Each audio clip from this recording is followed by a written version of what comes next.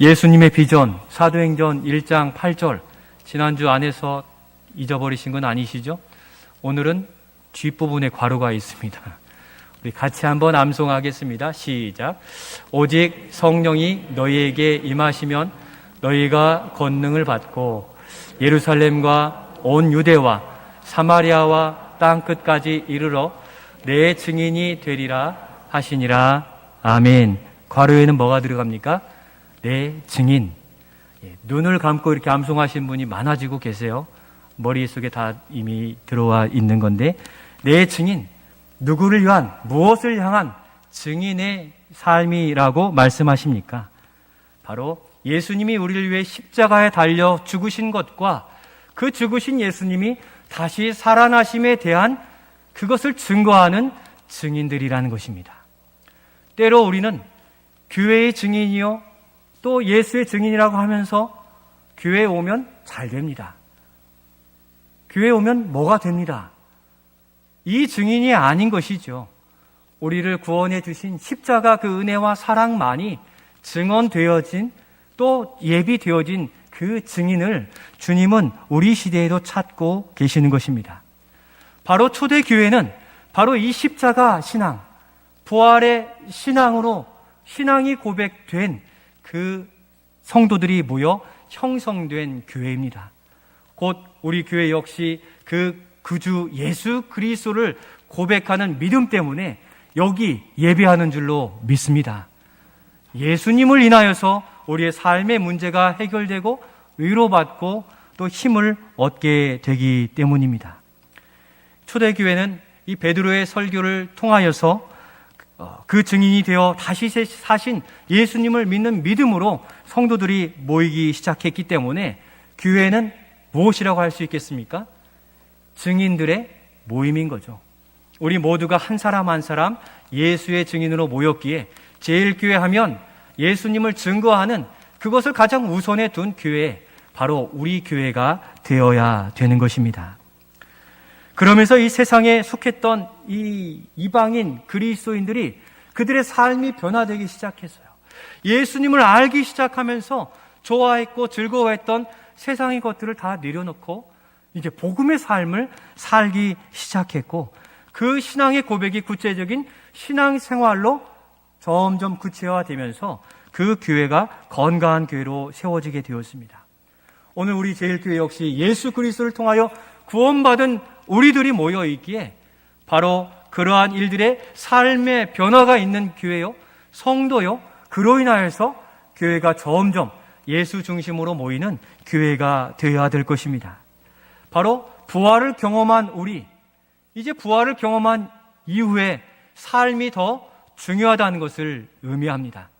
십자가 이전의 삶에서 부활 이후에 변화된 부활의 증인으로서 삶을 살아가야 되는데, 오늘 부활의 증인으로서 이 자리에 모인 우리와 우리 교회가 바라보고 닮아가야 할 이 초대교회의 아름다움을 살펴보면서 함께 은혜를 누리고자 합니다. 먼저 초대교회 성도들이 가진 신앙생활은 이것이었습니다. 우리 같이 한번 읽겠습니다. 말씀 생활과 기도 생활을 즐거워했습니다.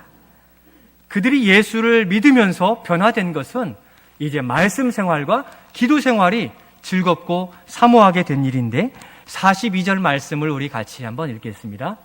그들이 사도의 가르침을 받아 서로 교제하고 떡을 떼며 오로지 기도하기를 힘쓰니라. 아멘. 오늘 본문에 나타난 이 초대교회 성도들은 예수님의 부활을 직접 보지는 못했습니다. 직접 경험하고 바라보지는 못했지만 보지 아니하고 믿는 자가 복되다, 지난주 말씀했는데, 바로 우리가 2000년 전 그 예수님을 바라보지 않고도 믿는 믿음이 있기에 하나님께 택한 백성이요, 성령이 우리 안에 계시는 백성이요, 하나님의 복을 누리는 백성인 줄로 믿습니다. 직접 보지 않았어도 말씀 가운데 역사하신 예수님을 구주로 모시는 일들이 성령을 통하여 우리 안에 이루어지고, 또 그로 인하여서 놀랍게 삶의 관심과 변화가 생겨나게 되었는데, 그들이 힘쓴 바가 무엇입니까? 먼저는 사도들의 가르침을 받는 것입니다. 곧 말씀 생활을 즐거워하게 되었습니다. 그리고 교제는 뒤에서 다시 살펴볼 텐데 그 다음에는 오로지 기도하기를 힘썼다 하므로 기도 생활을 그들이 즐거워했다는 것입니다. 바로 이것은 예수 그리스도를 인격적으로 만난 사람들 안에서 일어나는 변화입니다. 내가 정말 예수님을 만났더라면 예수님을 만나고 교제하고 경험하고자 하는 바로 그 자리, 말씀의 생활과 또 기도의 생활, 바로 그 자리를 사모하고 즐거워하는 변화가 있어야 되는 것입니다. 세상을 사랑하고 세상을 쫓아갔던 그 사람들이 이제는 예수 그리스도를 사랑하게 되므로 예수님을 만나는 그 자리, 그 신앙생활을 즐거워하고 사모하게 된 것입니다. 성령 하나님은 그들로 예수님이 십자가에 달리신 것을 영적으로 보게 하셨고 또 느끼게 하셨고 경험하게 하셨습니다. 곧 예수 그리스도를 인격적으로 만나게 되었다는 것입니다. 인격적으로 만났다는 것은 내가 말을 하면 상대방이 또다시 응답하는 겁니다. 여러분들 한 주간의 삶 속에서 주님과 이런 주고받음의 인격적인 교제가 있으셨습니까? 다시 살아계신 주님은 우리의 삶 속에서 말씀하시고 응답하는 삶을 통하여 우리의 삶을 부유하게 만들어 가시는데 우리의 삶은 현재 어떻습니까? 십자가 사랑과 부활로 자신들의 삶에 찾아오신 예수님과의 그 만남, 그 교제는 두렵고 어두운 상황 속에 있는 그들에게 큰 힘과 위로였습니다. 다시 사신 주님이 바로 내 안에 경험되어지니 이보다 더 큰 은혜가 어디 있겠습니까? 우리 하나님께서는 말씀 중에 또 기도 중에 우리를 만져주신 줄로 믿습니다. 또 기도와 말씀 가운데 우리에게 힘을 허락해 주시는 줄로 믿습니다. 여기에 아멘 하시는 성도들은 인격적으로 만난 성도들이에요. 말씀은 그냥 문자적으로만 주어져 있는 것이 아니라 그 말씀이 우리의 삶 속에서 들어와 역사할 때 놀라운 일들을 나타내시는데 성령으로 감동되어 쓰여진 이 말씀이 우리의 삶을 새롭게 하고 능력 있게 만드는 그 능력이 있음을 성경은 우리에게 말씀하십니다. 히브리서 4장 12절 말씀 우리 같이 읽겠습니다. 하나님의 말씀은 살아있고 활력이 있어 좌우의 날선 어떤 검보다도 예리하여 혼과 영과 및 관절과 골수를 찔러 쪼개기까지 하며 또 마음의 생각과 뜻을 판단하나니. 아멘. 이 말씀 안에서 주님은 우리를 인격적으로 만나 주십니다. 우리를 위로해 주시고 때로는 책망하시기도 하는데 살아있고 활력이 있기 때문입니다. 이 말씀의 힘과 능력을 불어넣으시는 성령님이 우리의 심령 안에서 이 말씀이 각성케 되어지고 때로는 책망처럼 들려지게 되는 것입니다. 우리는 어릴 때 자라면서 부모님께 꾸중도 많이 듣고 칭찬도 많이 들었어요. 그래서 엄마의 기억이 결코 아빠의 기억이 잊혀지지 않아요. 바로 그런 말씀의 능력이 인격적이신 하나님이 우리를 칭찬해 주시고 위로해 주시고 책망하기도 하시면서 우리를 바른 길로 온전한 길로 나아가도록 역사하시는 것입니다. 오늘 그 말씀을 인해서 우리가 거듭나고 구원받게 된 줄로 믿습니다. 세상에서는 믿어지지 않는 진리, 이 말씀, 구원의 비밀이 우리에게는 열려지게 된 이 일들은 바로 말씀이 살아계시고 하나님이 우리를 인격적으로 그 마음을 이해시키셔서 믿어지게 하는 은혜를 주셨기 때문인데 그 말씀은 살아계셔서 우리의 삶 속에서 늘 교훈해 주고 계십니다. 디모데후서 3장 16절이 그것을 증언해 주시는데 같이 읽겠습니다. 모든 성경은 하나님의 감동으로 된 것으로 교훈과 책망과 바르게 함과 의로 교육하기에 유익하니. 아멘. 말씀은 우리의 심령에 파고들어서 교훈하시고 때로는 책망도 하십니다. 이런 살아계심이 초대교회 성도들의 심령에 천둥 번개처럼 임하였던 거예요. 말씀을 들으면 성령님이 깨닫게 하여서 나와서 회개하게 되는데 1907년에 우리 한국의 평양 대부흥의 놀라운 역사 가운데 이렇게 예배 드리는데 참을 길이 없어서 이 강단 앞에 나와서 저는 이와 같이 음란의 죄를 지었고 시기의 죄를 지었고 속이는 죄를 지었습니다. 대중 앞에서 회개하는 역사가 평양 대부흥 가운데 일어났습니다. 진리의 말씀은 살아계셔서 이처럼 성도를 성도되게 하고 성도를 숨쉬게 하고 또 일으켜 주시는 능력이 있는 말씀인 줄로 믿습니다. 얼마 전 성도님으로부터 전화를 받았어요. 말씀을 듣는 중에 지난 수십 년 전에 지은 죄가 기억나서 견딜 수 없고 잠도 잘 수 없고 두려워서 어찌할 바를 모른다는 이야기를 이렇게 전해 들었어요. 수십 년 전 일인데 그냥 지나가면 어떻습니까?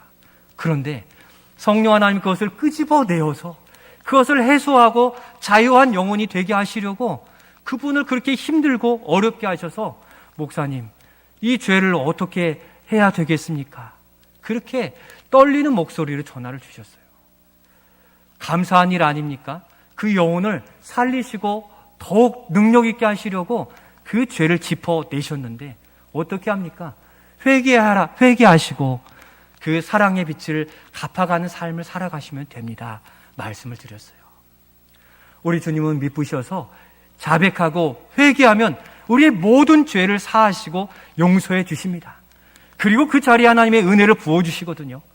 우리 자신의 연약한 부분, 주님께 실수한 부분, 범죄한 일이 있더라면 우리 안에 차지하고 있는 이 영적 부담감을 끄집어내어 주님께 회개하셔서 정결함으로 오히려 은혜의 자리를 더욱 확보하여서 그 은혜를 풍성하게 누리시는 자유한 삶을 살아가시는 우리가 되실 수 있기를 소원합니다. 주님의 말씀은 그저 문자가 아닙니다. 살아계신 하나님의 말씀이 성령의 감동으로 우리를 찌르시면 우리는 반응할 수밖에 없고 칭찬해 주시면 위로가 되고 또 우리를 격려해 주시면 힘있게 살아갈 수 있는 능력이 이 말씀 안에 있는 것입니다. 우리가 교동문을 통하여 시편 23편을 읽으면서 얼마나 평안을 누립니까? 사망의 음침한 골짜기로 다닐지라도 내가 해를 두려워하지 않을 것은 주의 지팡이와 막대기가 나를 안위하시나이다. 이것을 믿고 평안과 또 이 어려운 시대를 이겨 나아가실 수 있기를 소원합니다. 말씀을 읽고 묵상하고 암송하는 중에 살아계신 주님의 말씀이 우리의 가슴을, 우리의 심령을 두들기시거든요. 그게 인격적인 주님이세요. 우리가 이쪽으로 나아가려고 할 때 때리시기도 하고 채찍하시기도 하시거든요. 그게 살아계신 하나님이신 것이죠. 오늘 우리는 그런 하나님을 느낄 만한 영적 감수성과 또 영성이 충만해지도록 믿음 안에 말씀 생활을 지켜가실 수 있기를 소원합니다. 그리고 기도 생활입니다. 초대교회 성도들은 기도 생활을 즐거워했습니다.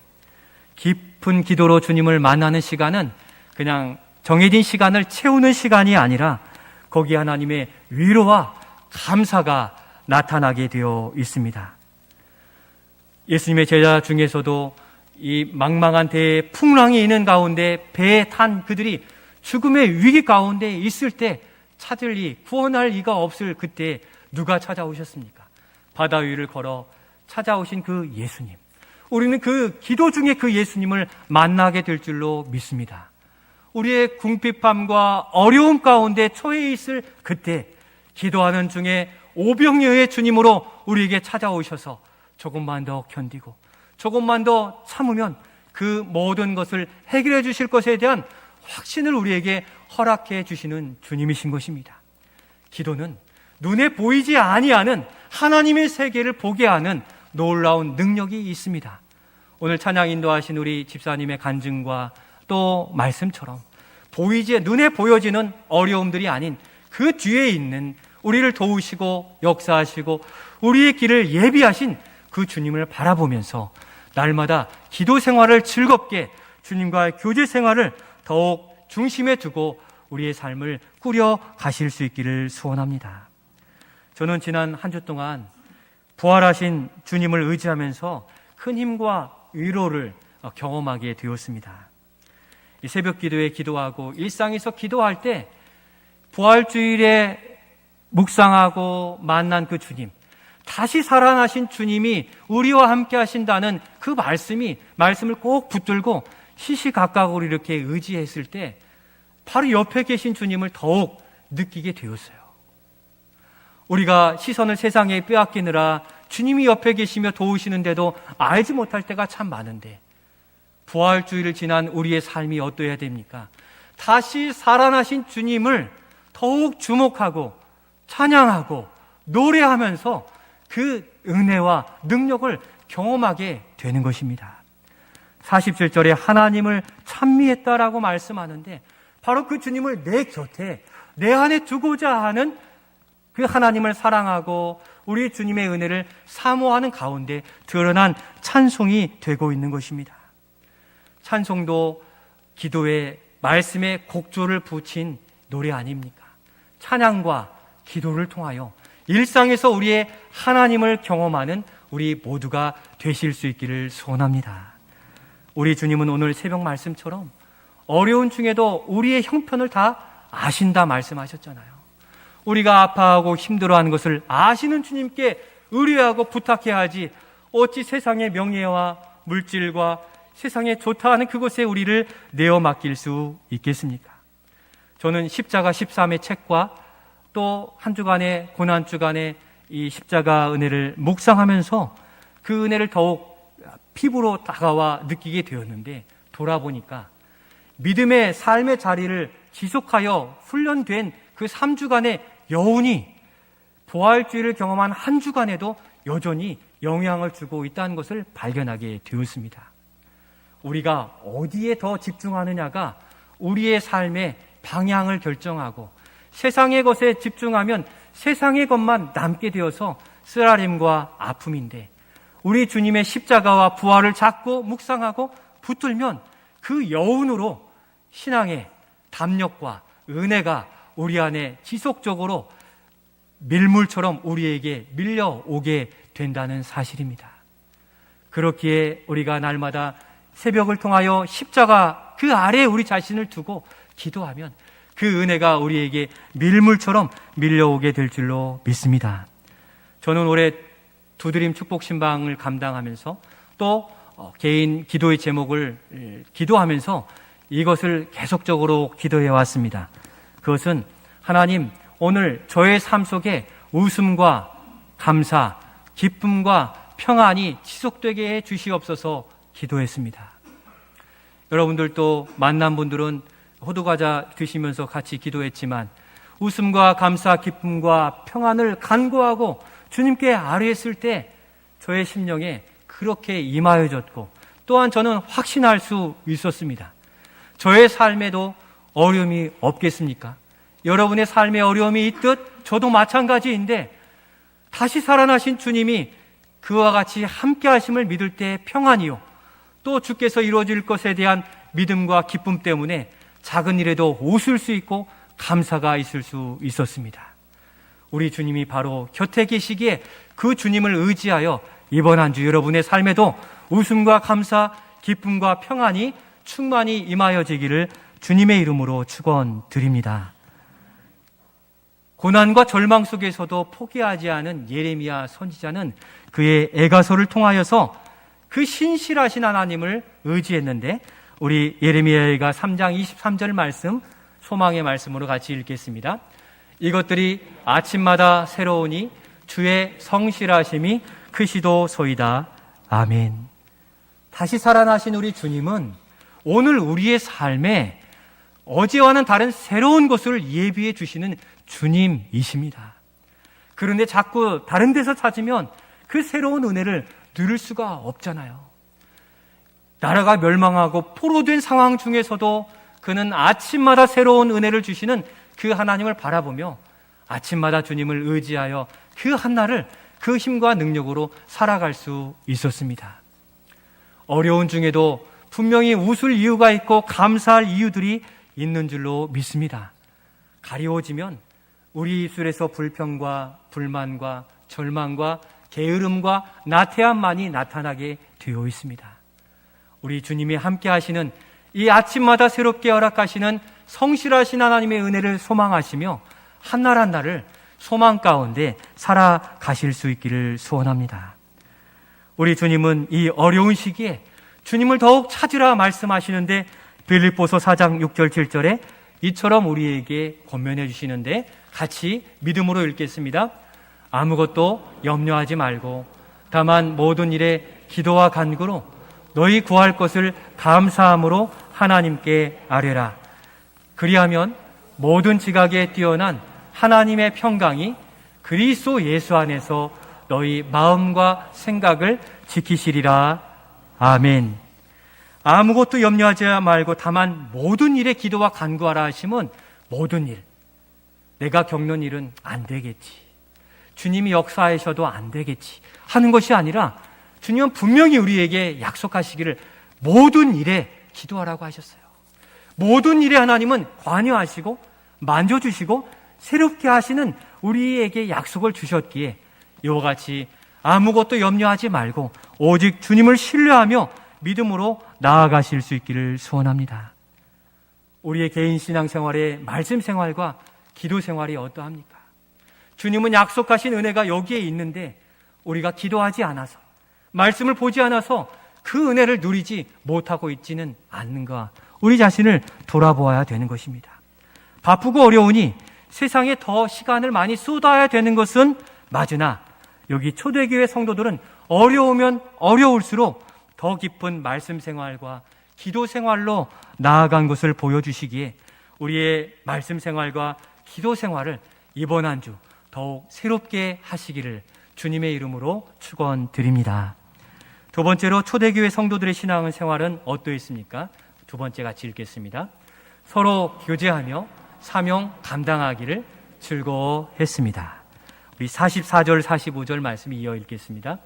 믿는 사람이 다 함께 있어 모든 물건을 서로 통용하고 또 재산과 소유를 팔아 각 사람의 필요를 따라 나눠주며 아멘.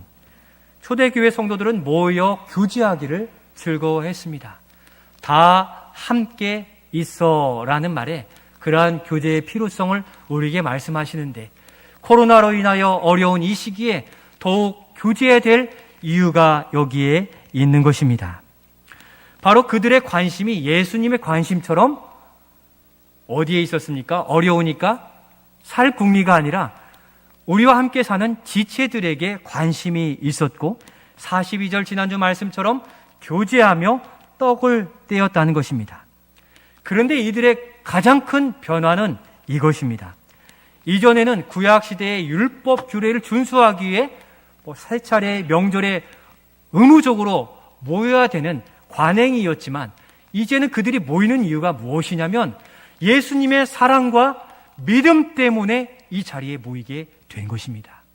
오늘 우리가 주일에 모이는 것은 주일이니까 의무적으로 드려야 되지 하는 것 때문이 아니라 나를 죄 가운데 구원해 주시고 다시 살아나셔서 여전히 우리를 붙들어 주시는 하나님의 사랑에 감사함으로 오늘 예배드리는 줄로 믿습니다. 바로 그것이 진정한 예배이죠. 한 주간의 삶이 내 힘으로 사는 것처럼 보이나 아니죠. 주님이 그만큼 보호해 주셨기에 살아감을 고백할 때 주님은 이 자리에 성령으로 우리를 위로하시고 또 우리를 세워주시는 것입니다. 우리가 한 주간 주님을 얼마나 의지하여 살았느냐가 따라서 우리의 기도가 또 우리의 예배가 풍성해집니다. 오늘 이 자리에 나오실 때까지 무슨 생각으로 어떠한 마음으로 준비하고 오셨습니까? 지난 한 주간 살면서 힘들고 고되고 어려운 일들, 주님께 아뢰는 일들을 이 자리에 나와서 고백할 수 있고 그것이 주님과의 대화가 되는 것이지 일주일 동안은 내 생활을 살다가 이 자리에 와서 주님과 얼마나 어색하고 삭막합니까?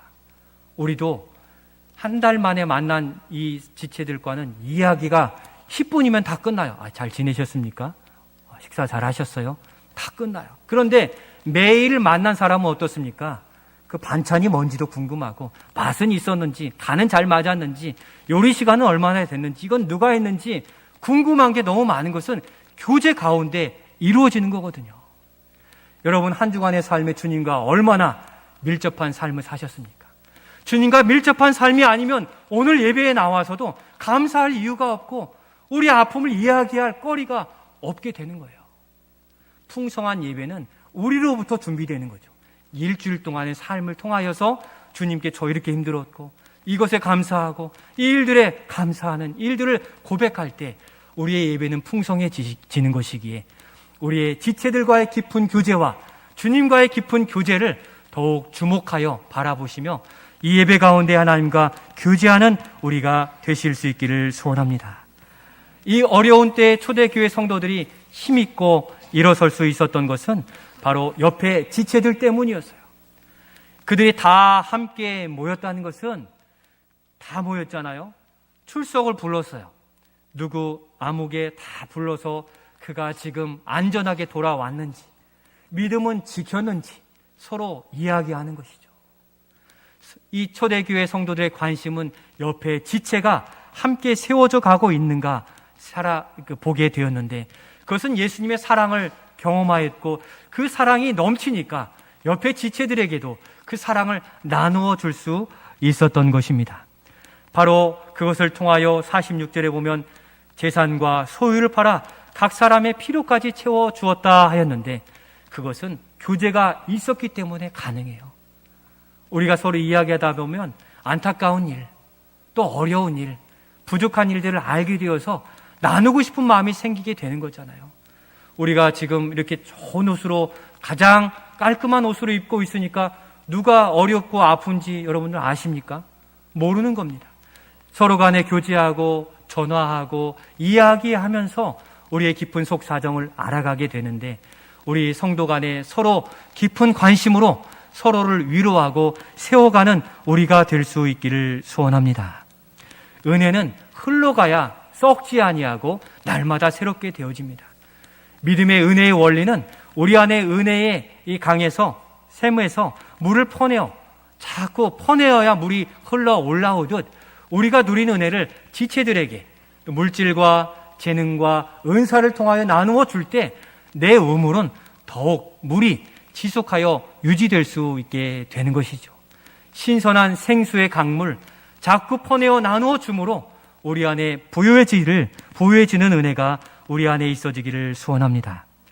특별히 코로나의 위기와 어려움 속에서 우리는 위로받아야 될 지체들이 많이 있음을 인식하고 돌아볼 수 있어야 되는 것입니다.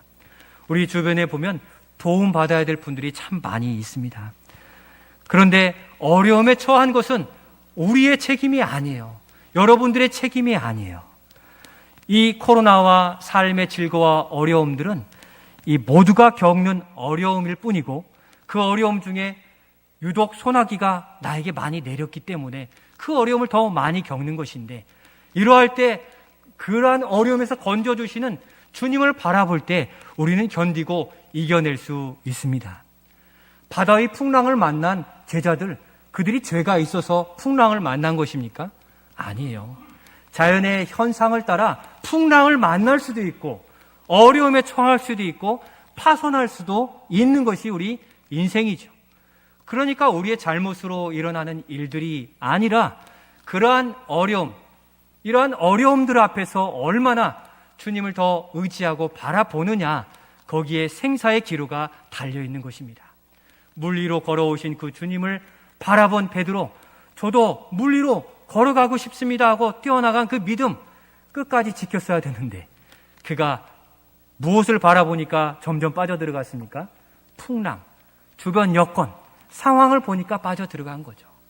오늘 우리 시대의 어려움 속에서도 바로 여전히 변함없으신, 우리를 사랑하시고 우리와 함께 하시며 우리의 이름을 부르시는 그 주님을 의지하여 믿음으로 살아가실 수 있기를 소원합니다. 주중에도 어떤 성도님께서 전화를 주셨어요. 생명이 위급할 만큼 어려운 분이 계시다는 겁니다. 그래서 전화하고 아드님과 통화했습니다만, 우리의 일상의 호흡과 쉼, 평안과 어려움을 드러내지 못하는 분들이 많이 계세요. 우리가 믿음의 안목으로 그들을 바라보며 붙여주시는 그 직장 동료, 또 우리의 이웃들, 또 우리의 성도들을 잘 살피시어서 그들을 돕고 믿음의 공동체로, 교제의 공동체로 서로 세워져 가는 우리 사랑이 넘치는 교회가 될 수 있기를 소원합니다. 성도 여러분, 초대교회는 말씀과 기도로 내적으로 부유해졌습니다. 그랬더니 교제와 나눔, 또 관심과 사랑으로 서로를 채워주는 이 교회가 되었습니다. 주님과의 깊은 교제를 소망하시기를 바랍니다. 우리 교회가 사는 길, 민족이 사는 길은 먼저 우리가 주님과의 깊은 교제, 다시 살아나신 주님을 의지하고 하루하루를 살아갈 때 그것으로 직장에 있는 동료들에게 사랑을 나눠줄 수 있고, 또 우리의 일터에서 사랑을 나눠주고, 또 우리의 자녀들, 부모님들에게 이 사랑을 나눠줄 수 있는 이 풍성한 샘이 솟아나오게 될 것입니다. 그를 통하여 우리가 어려운 때 사랑의 사역, 돌봄의 사역, 전도와 선교의 사역으로 나아갈 만큼 우리의 은혜의 샘이 날마다 펑펑 흘러넘치는 우리 제일교회가 되시어서 오늘도 주님과의 깊은 교제로 부유한 일상을 누리며 믿음의 사명을 감당해 가는 초대교회의 아름다운 전통을 이어가는 우리 제일교회 되시기를 주님의 이름으로 축원드립니다.